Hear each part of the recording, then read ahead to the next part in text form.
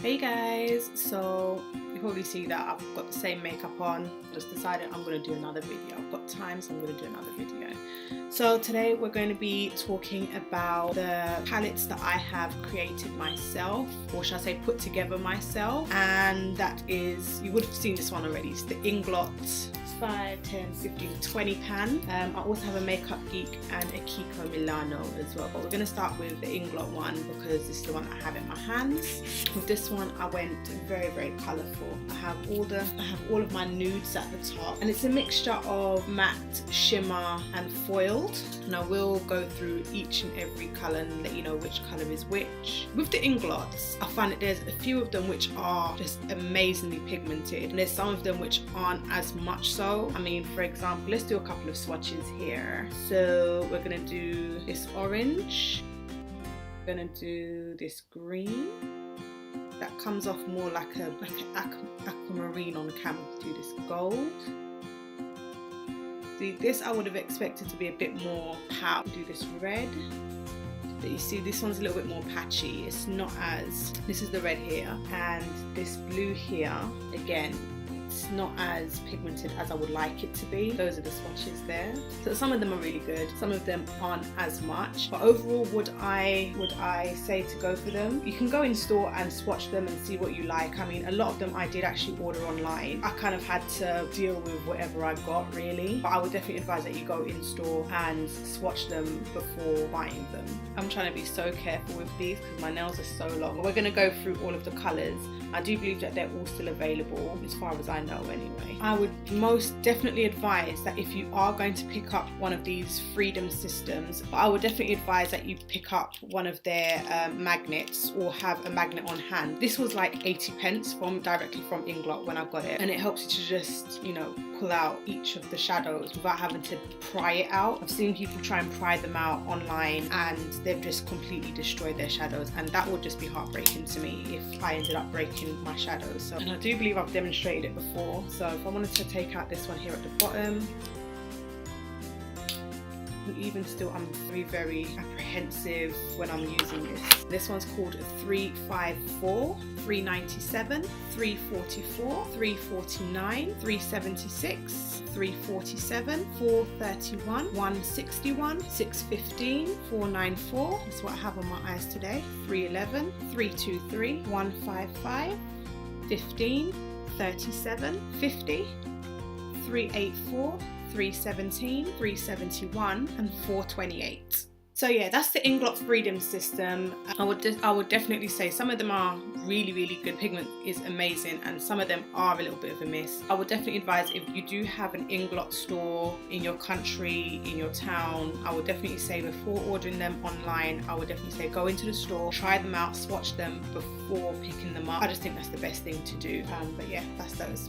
The next palette that I have is a Kiko Milano palette, and it's called the Click system. Now, they don't have this big one anymore. They do have the single pan click system where you can only fit literally one inside. They used to have this one. I think they had one which fitted about 6 pans. This one has 4, 8, 12, 16, 20, 24. So this one has 24 pans. Now these are still available on the Kiko Milano site. They are really cheap on the site. I do think that, from what I believe, I think they're trying to get rid of them so that they can bring in a new type of Freedom system. So I think I got these for like £2.80 each, and again, these are kind of hit and miss. There are some which are really good and some which are just kind of like and it got to a point where I was just purchasing these so that I can fill up the palette, and as you can see, I've done another really colourful palette. Yeah, I mean, these are still available. I will swatch a couple. This, it's like a magenta purple kind of colour. Gold. Now this is like really foiled. See, this is a really good shadow in my opinion. quite a deep black. I like that. And here's a nudie kind of colour, this lime kind of green. That's a good one as well. So the only one which was a little bit of a dud was this one here in the centre. I don't think it's as pigmented as it could be, but for the price that they were, I can't really complain in that respect, you know. Now I would say go into the store and try them, but I don't think it's possible to do that. I think you can only get these ones online now. I did go into the store and pick out some of them, and some of them I did get online. But once I'd finished my palette, I'd gone into the store I think a week or so later, and they were gone. They did not have them in store anymore. And I think I went to 2, maybe 3 Kiko stores, and they weren't there anymore. But for the price that they are, I do reckon that they're worth it. Okay, so I'm gonna now go through all of the colours. The good thing about this palette is that it does have like a little indentation where you can just pry it out. Even still, there was one of them which was really tight, and when I tried to pry it out, my nail kind of just dug it a little bit. It's not that big of a deal. It's not like the shadow is completely ruined, but it's just a little bit annoying. First one is 201. 221. This is one that we've swatched. 214. Another one that we've swatched, 401. This is one I had trouble with. 255, 244, 226, 209, 259, 233, 231, 208. This is actually a red. This looks really orange. This one's an orange. 207, 210, 250, 261, 264, 276, 288, 270, 273, 271, 290, and 295. Okay, and the last palette that I have is a Makeup Geek one. I think I got this one off of Beauty Bay. Everyone on YouTube rants about Makeup Geek, and I wasn't willing to pay for the shipping as well as the customs fees that comes along with it. So when I saw it on Beauty Bay, I was like, yes, I'm gonna get them. And then they had like some ridiculous sale a few months ago, which brought everything down to like almost half the price. And I was supposed to get free next day delivery. I didn't get it for like another week. So I was so pissed off, because it's like, okay, I know it's free, I know the delivery is free, but the fact of the matter is you've given me free next day delivery, so why is it I'm not getting it the next day? Then they want to say, oh, it's because we've had a high volume of people ordering because of the sale. And it's like, okay, I understand that, but if you are going to advertise that you're going to fulfill a certain service, then that's exactly what you should do. And if you can't, then you should be informing people that they can't get the service that you have promised them. I shouldn't have to keep on messaging you and messaging you and messaging you before I actually hear anything back.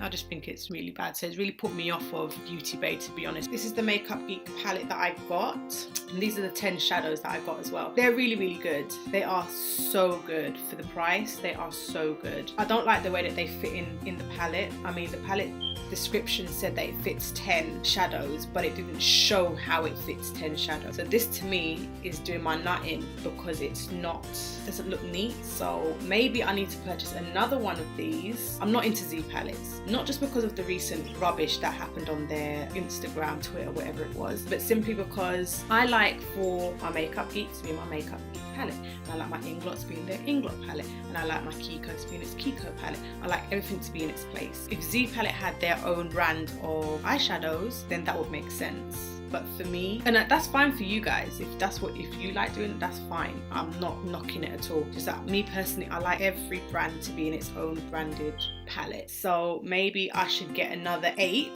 and move one of these out so that they fit properly in the pan. I don't know, in the palette I should say. I don't know, it just gives me anxiety to see this. I've got a mixture of mattes and duochromes, and I must say the duochromes are blooming amazing, and I think that's the main reason why I got them. I mean, I've got mattes for days. I think we all do at this point. There they are. This camera really doesn't do it much justice, to be fair, but they are just so nice. They're buttery and everything.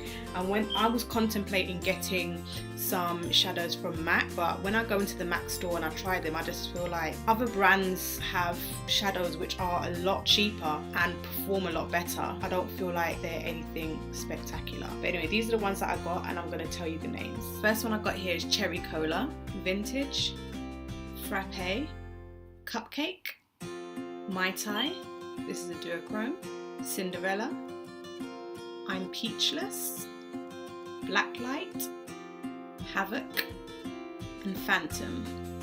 Yep, so there you have it. I think the order would have been rearranged. So that's all of them there. My favourite, I believe, is Blacklight, purpley one here. And I think that my favourite matte is probably this vintage one here at the bottom. They're just really, really nice. And those are the ones that I mainly decided to purchase Makeup Geek shadows for. I mean, I would buy some more. It will probably take me a little while before deciding to trust Beauty Bay again, because they really did annoy me. That's how it goes. But those are the 3 palettes that I have created myself. I hope this video has provided some useful information. I mean, if you did want to ask me any questions, just let me know down below. And yeah, so thanks so much for tuning in to my channel today. Enjoy the rest of your day. Take care. Bye.